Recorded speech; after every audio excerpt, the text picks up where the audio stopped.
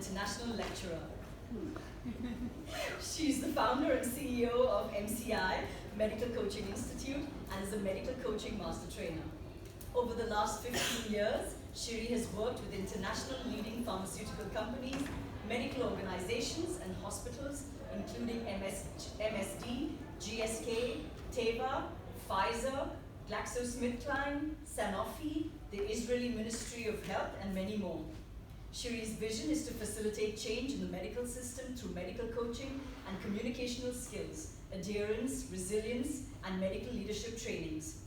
And in case you missed it, she's also the birthday girl today. So happy birthday!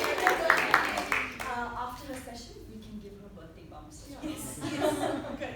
Over to you, Shiri. Okay. So first of all, I have 2 birthdays. One is the day I was born, 46 years ago. And I like to think that I'm getting better with time, like vintage. And the second birthday happened on the 18th of June 20 years ago, when I was told I had 2 years to live, and 4 hours later, I went through clinical death and was brought back. So I celebrate 2 birthdays. But from that, you can understand why I'm so passionate about resilience. And not just resilience, but radical resilience. So we're going to talk about radical resilience, and we're going to look at it through health disruptions. Now, we can look at health disruptions as a metaphor, or we can take it as it is. I'm going to be giving you a lot of information. At the end, if you want the presentation, leave me your business card, okay? So don't worry, everything will be sent to you. So if you don't have to write, don't write, just be present. Perfect. So when we think about health disruptions, we usually think about someone in bed, sick, in a hospital, and the energy goes down. But I want to talk about 3 more health disruptions, and I'm going to focus on one of them. One is called invisible illnesses, and the reason I am focusing on these because you meet them in the coaching room, whether you are trained as health coaches or wellness coaches or medical coaches. Okay, you will meet them, even if you're not trained. Invisible illnesses are illnesses that do not show on the outside. These are pain illnesses, diabetes, issues with infertility. Why is it important to understand? Why does it have a name? Because it impacts the way our client experiences the world. This client goes through the world feeling like a big part of who they are is invisible. People don't see. Now here's the thing about empathy. We talk a lot about empathy. Empathy needs to have a visual anchor. We see someone in a wheelchair. We see someone with a scar. We see someone with a cane. Ding, ding, ding. Okay, empathy is needed. We bring it out.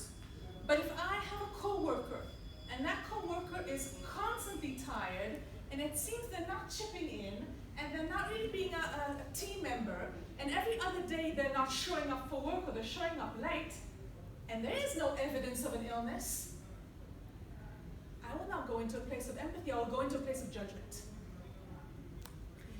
And people with invisible illnesses walk through life having to constantly prove that they're okay, that they are living with something that no one else can see.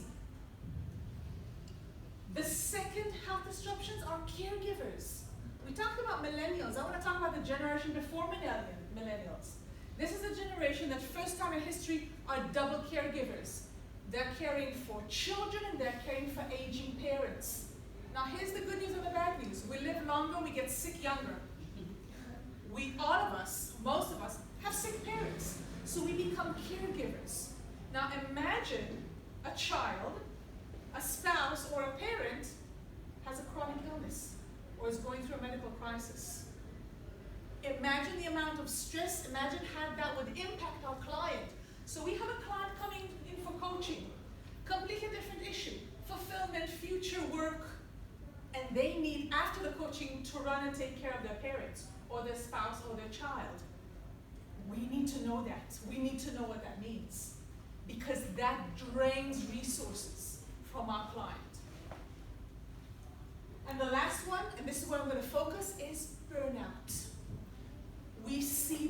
not showing up in this space. I'm going to talk about the scientific aspect of burnout, the neurological aspect of burnout, and we're going to talk about how to coach through burnout. Because in order to understand burnout, we need to understand stress. And as coaches, we don't understand stress properly. Because stress is a physical and psychological response to a stressor, which means we need a stressor that will create stress. Stress will always be a reaction, okay? And stress changes the way that we normally think, react, and the way our body functions. So stress affects us on 4 levels. Physical, it changes the way physical systems work. It affects our hormonal system, which means we go through 4 mood swings in an hour and we literally feel like we're losing our minds. And that can show up in a space as someone that's not coachable.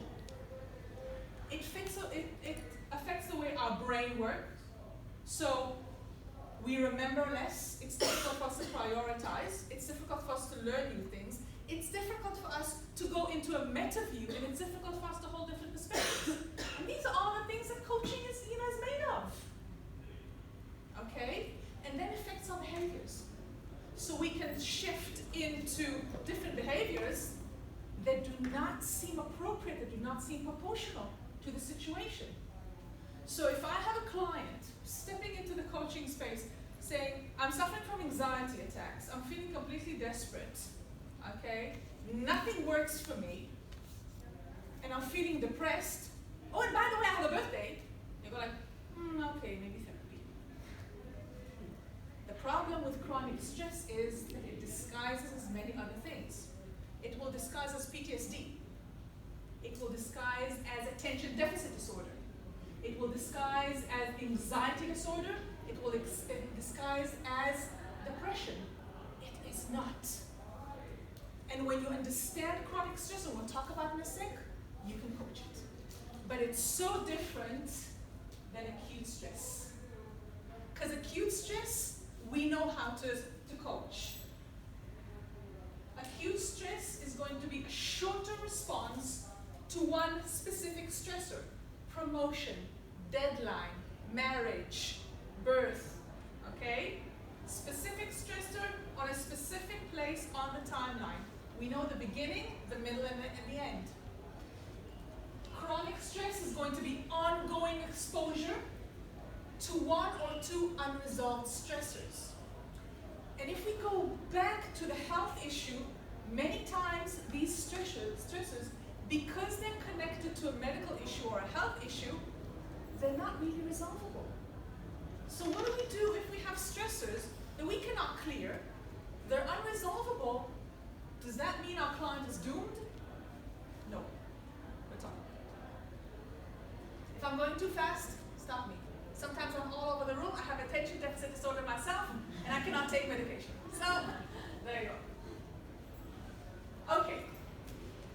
Let's look at it from a neurological perspective. Okay? We have a stressor. Now here's the beautiful thing about stressors. They can be absolutely anything.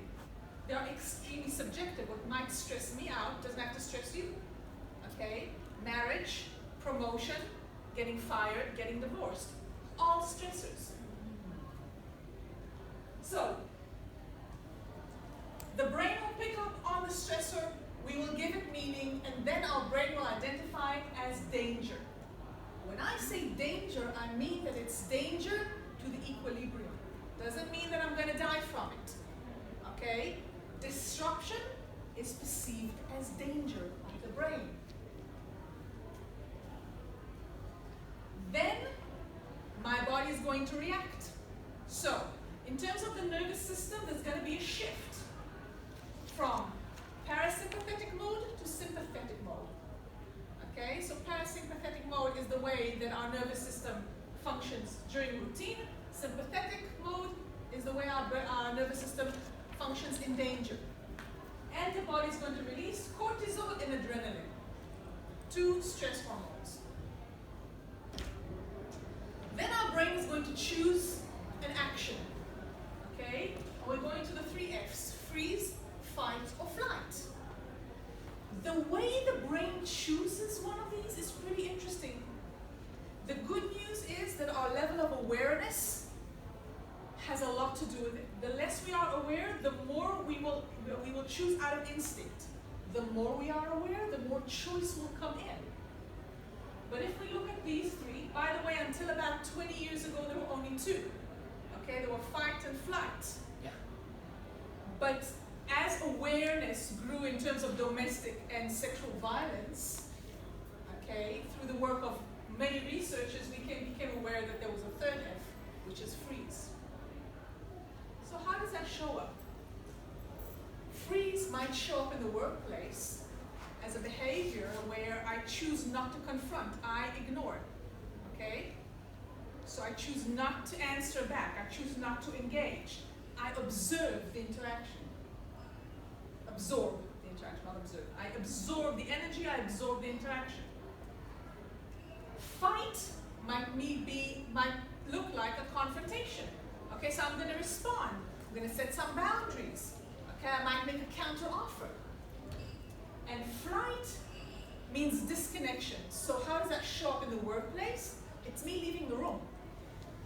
Okay, so it's much less dramatic than it would show up in nature.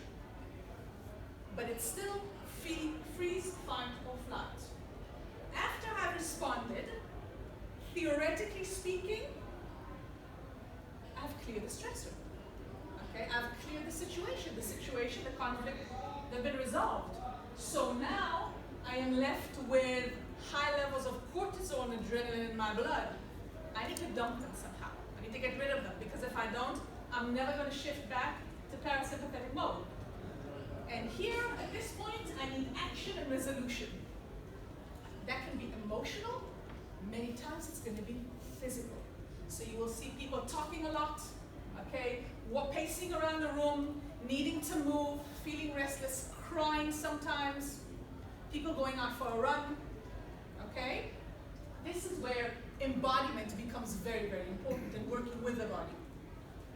And after I went through action resolution, basically my body shifts into that lovely parasympathetic mode and releases a lot of those yummy endorphins, and I have this really feel-good experience, and back to routine.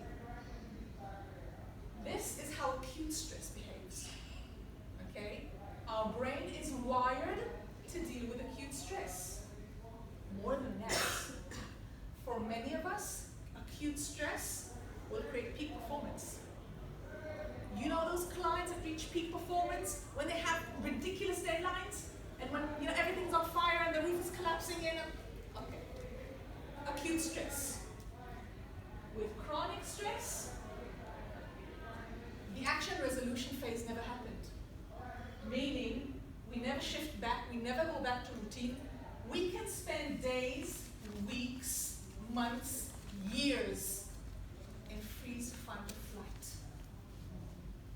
Now, other than the fact that it sounds very uncomfortable, the really scary part is that when cortisol is in the system for over 3 weeks, it becomes toxic.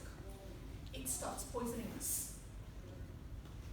And this is why chronic stress is a killer, and that's not a metaphor. The World Health Organization has declared chronic stress a pandemic. This is serious stuff. So let's go back to burnout. First of all, questions so far? Okay. Let's go back to burnout. When we look at burnout, basically, this is a term that describes chronic stress. Chronic stress is burnout, okay? But it's just related to a stressful work environment. So we won't say that someone at home is suffering from burnout.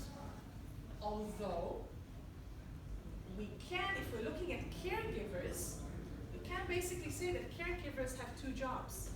They come back home, and then they have the job of taking care of someone. That can become stressful, and they can suffer burnout. So burnout is a manifestation of chronic stress. Simple as that. Yeah. Shri, if I can ask questions, or of course. okay. So a couple of, one is a caregiver agony is live and real. It's a real pain that they're going through. The one doubt that I have is what is the thin line between a therapeutic approach to chronic stress vis-a-vis a coaching approach? Because when you're doing a practice, there are fairly thick lines saying that this is where you shall not cross over, and this is the space that you will operate in. A little bit of ambiguity there. I think that the line is thin, but it is very clear, okay? And here's how you recognize it. If you have a client showing up in a space with burnout, and they're not willing to entertain any possibility that this is going to change, they're not coachable. If they say, I believe this can change, I have no idea how, let's work on it, they are coachable. That's one thing. The second thing is you want to look at secondary gain issues. Okay, that's the second thing. And the third thing, secondary gain issues. Everybody know what a secondary gain is? Okay, so secondary gain means that I'm in a situation that is bad for me, but I still gain something from being here and not changing it. Okay?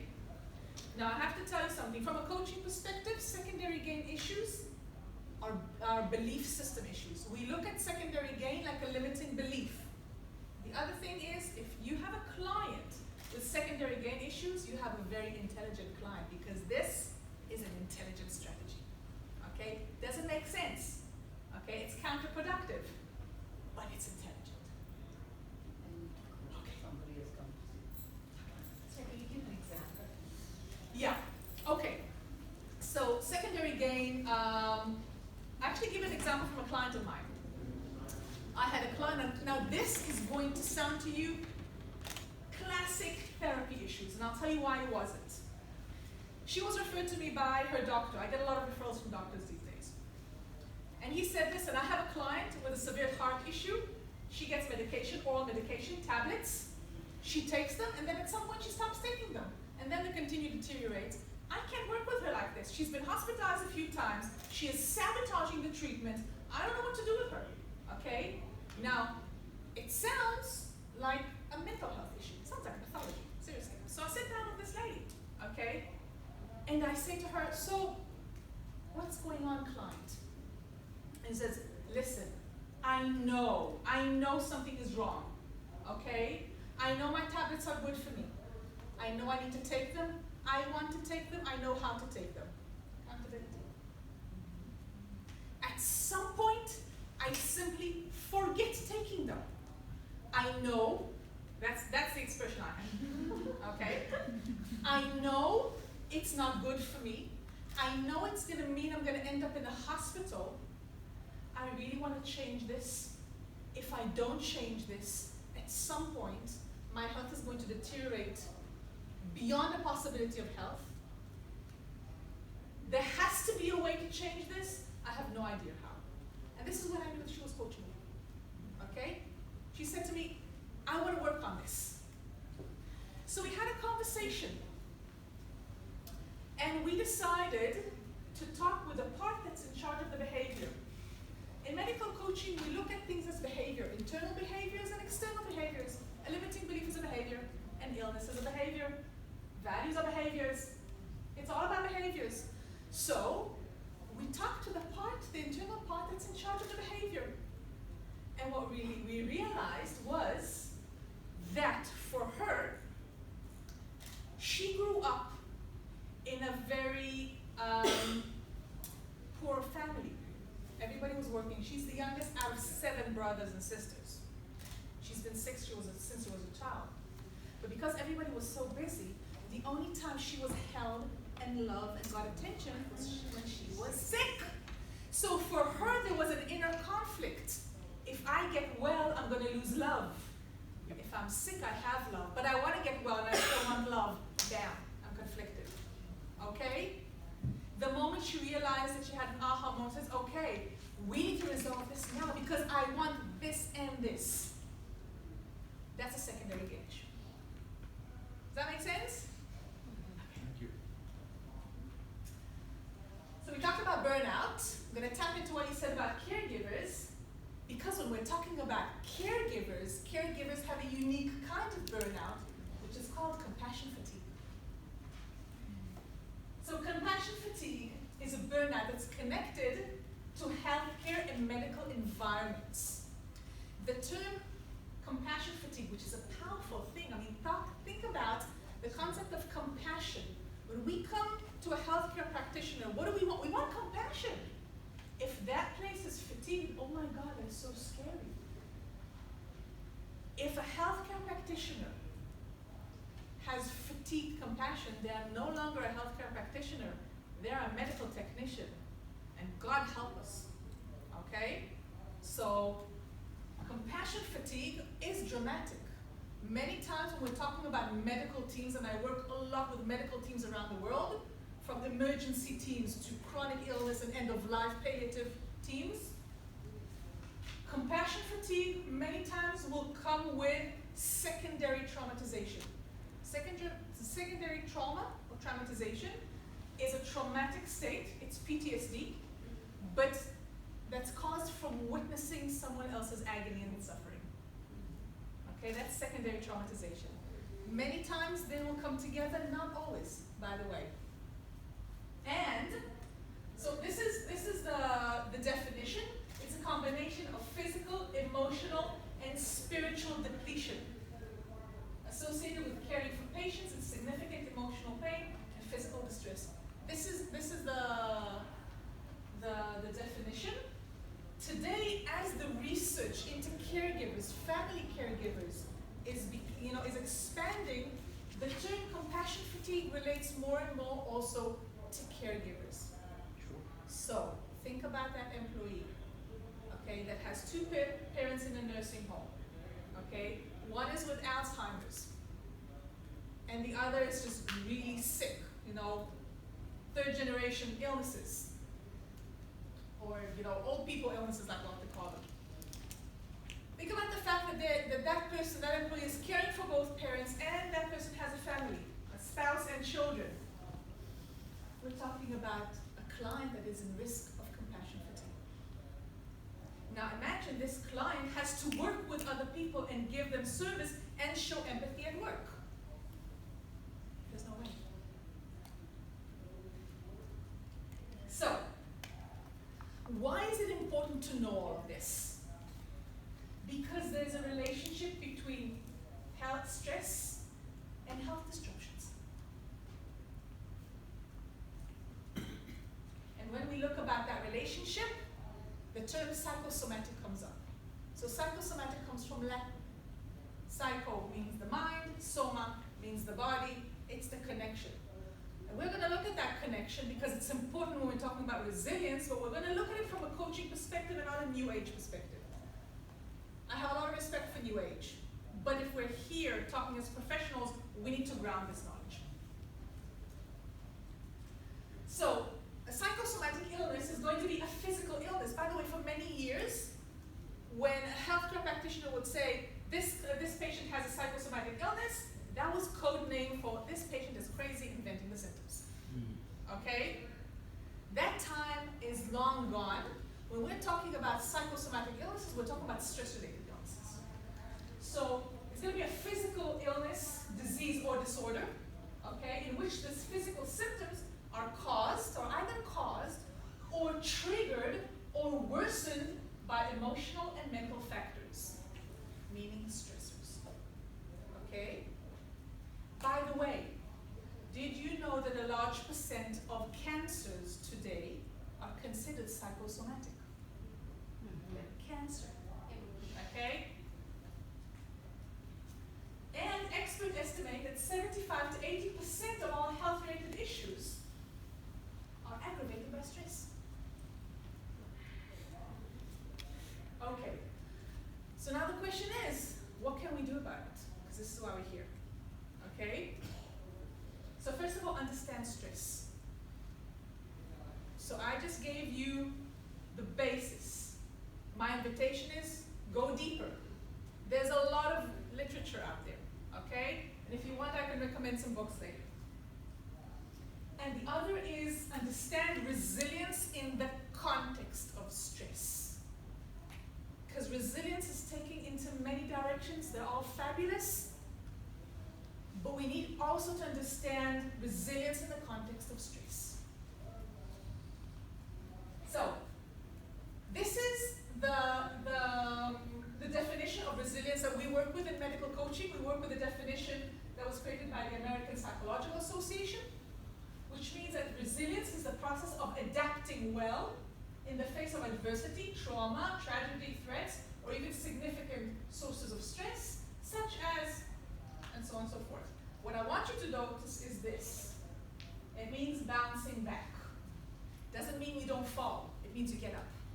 And this is important. Because expecting not to fall is unkind.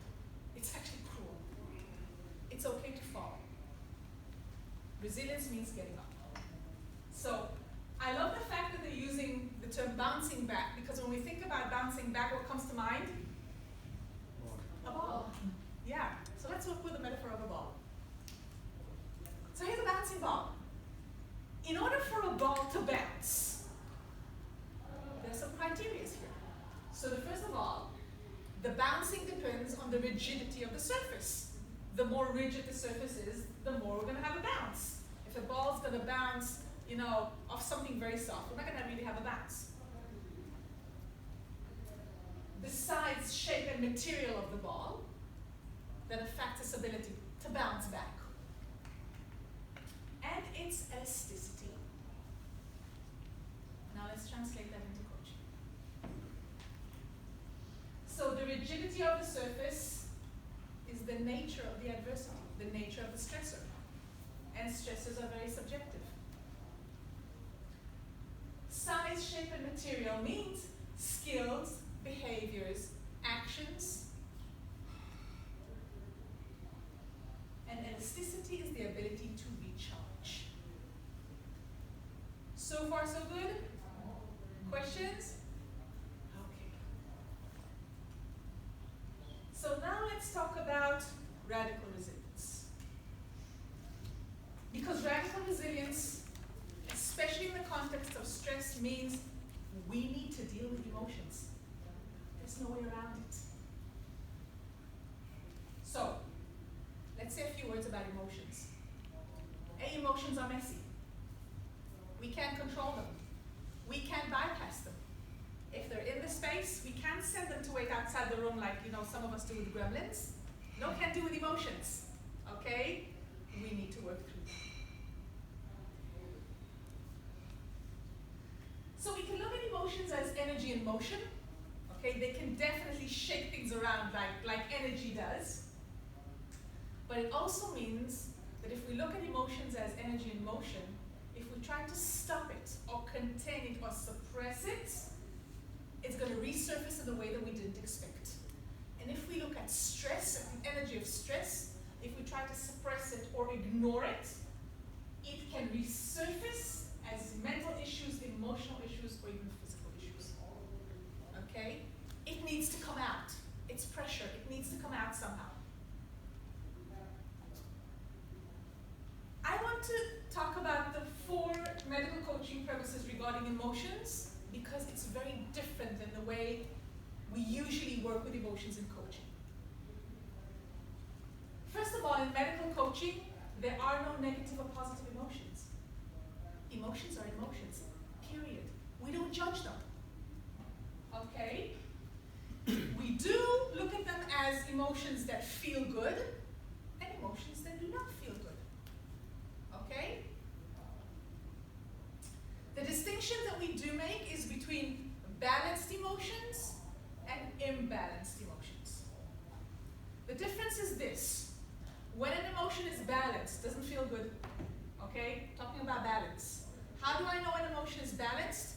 I can go into a meta view and get the learnings. Okay? I can step into a place of disassociation. Okay? From an NLP disassociation. Okay? Means that I can look at things from the outside, what we call a meta view, the helicopter perspective in medical coaching. If I can do that, the emotion is balanced. Again, it can feel terrible, but it's balanced. If I cannot step out of that place, then the emotion is imbalanced.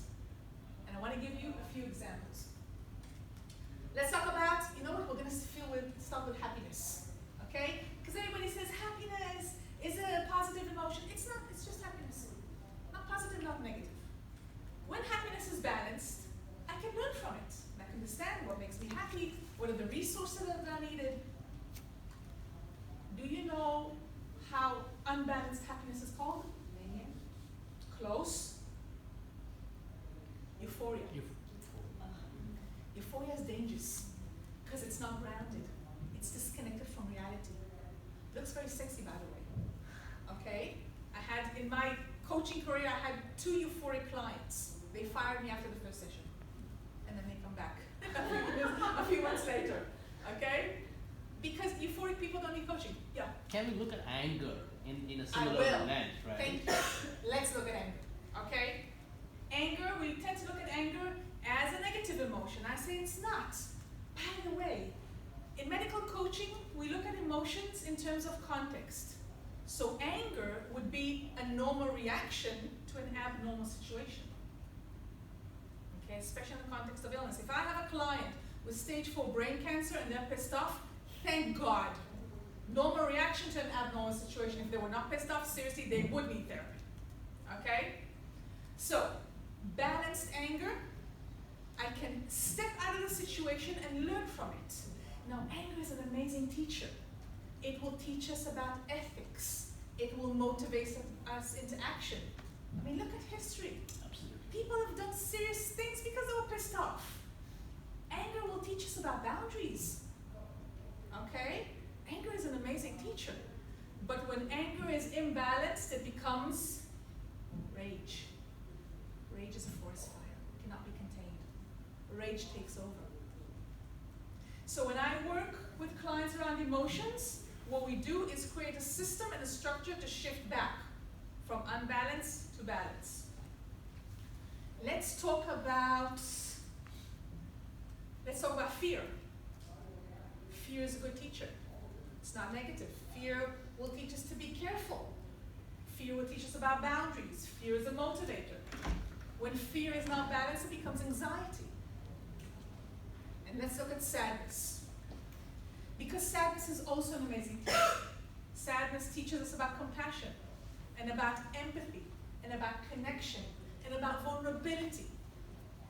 When sadness is unbalanced, it becomes despair. Depression is something different. I want to say a few words. I know I'm kind of going out of context right now, but this is important. Because we misuse the word depression. And we use the word depression to describe severe sadness. Now, severe sadness, again, normal reaction usually to an abnormal situation. And this is why psychology today came up with a new term that's called reactive depression. Reactive depression means it's the profound sadness that I feel when I'm going through a crisis. It's a reaction to something. But if we look just at depression, there's only one kind of depression, that's clinical depression. And guys, clinical depression is not sadness, it's total apathy. It doesn't show up as sadness at all. It's the extreme disconnection, extreme version of emotional disconnection. So people with clinical depression, they don't come for therapy and they don't come for coaching. But when we have a client that's sitting in the room and saying, I'm profoundly sad, we can work with it, okay? We want to see, is it despair? Despair means there is no hope and no option of hope, or it's profound sadness. And if it's profound sadness, we want to respect it and name it and create a safe space to hold it. You're right. So what is the difference between despair and depression as a coach? What is our role? Despair still has agency. Depression doesn't. Okay? I'm so sorry. Despair will have agency in it. A sense of agency, a sense of capability, even though it's very, very diminished. And clinical depression will not have it at all. Okay? So a person that's despair, that's in a place of desperation, will still be able to remember a time when there was no despair. And there will be a genuine desire and request to find the path to that place again. knowing that it exists. So if I were to say despair is an emotion, whereas depression is a hormonal. I would say depression is a mental health issue, Right. okay? It has a clinical aspect, it has a physiological chemical aspect, and an emotional one, okay? Okay, it still has an emotion. It still has an emotional one, but it also has a strong chemical aspect, and this is why clinical depression is first of all treated with medication. Whereas reactive depression doesn't have to be. And I'm going to say one more word, I'm kind of conscious of the time, okay? I personally, and this is my personal agenda, I have an issue with the fact that GPs, general practitioners today, what we used to call family doctors, can prescribe antidepressants like candy. I think it diminishes our resilience. It's okay to be sad. It's okay, such is life. Life is rich. It's all the human emotions. That's part of what it means to be human. We can't just be happy, happy, joy all the time and have rainbows and unicorns. But when we don't allow ourselves to